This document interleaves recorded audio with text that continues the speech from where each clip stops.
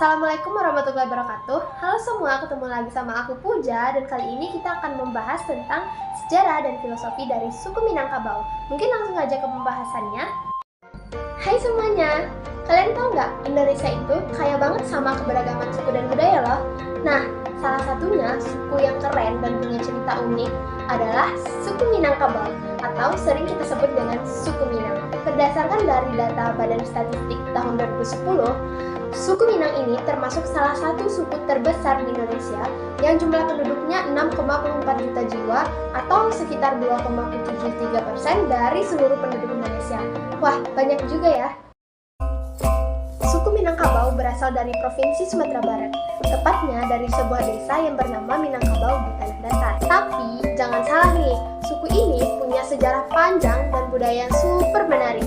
Kalau kita intip dari buku ensiklopedia pelajar dan umum, suku Minangkabau ini berasal dari dua kelompok utama, yaitu Kotok Liang yang didirikan oleh Datuk Patumanggungan dan Bodi Caniago yang didirikan oleh Datuk Papatih dan Sabatang. Nah, dari dua suku ini berkembanglah banyak sub-suku lain seperti Tanjuang, Caniago, Piliang, Jambak, Melayu, dan lain sebagainya. Pernahkah kamu melihat rumah dengan atap yang menyerupai tanduk kerbau? Itulah rumah gadang, rumah adat khas masyarakat Minangkabau. Tapi rumah gadang bukan hanya unik dari segi arsitekturnya saja. Rumah ini menyimpan filosofi, budaya, dan nilai kehidupan yang kaya.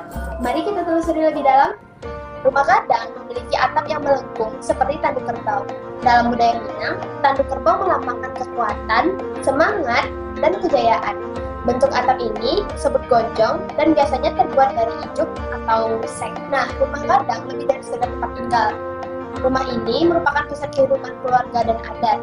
Rumah ini biasanya dihuni oleh keluarga besar matrilineal, yaitu garis keturunan dari ibu. Setiap ruang mempunyai fungsinya, ada ruang musyawarah keluarga, ruang tidur berdasarkan urutan usia dan status, hingga dapur besar untuk memasak saat acara adat. Nah, ternyata orang Minang itu juga punya budaya yang unik banget. Dari dulu mereka terkenal suku merantau. Gak heran deh banyak orang Minang sukses di luar daerah. Apalagi dalam hal bisnis dan kuliner. Misalnya seperti rendang, sate padang, ayam batoko, dendeng batoko, ayam pop, dan lain sebagainya. Tahu nggak? Ternyata orang Padang itu singkatan dari pandai berdagang.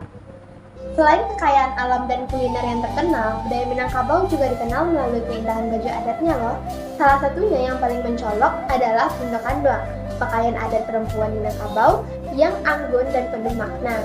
Memakai suntiang emas besar, anggun dan tegas, bagian paling ikonik dalam suntiang, hiasan kepala bertingkat dan emas atau logam berkilau yang bisa mencapai berat beberapa kilogram. Ini bukan sekedar aksesoris suntiang yang melambangkan tanggung jawab besar seorang perempuan Minangkabau dalam keluarga dan adat.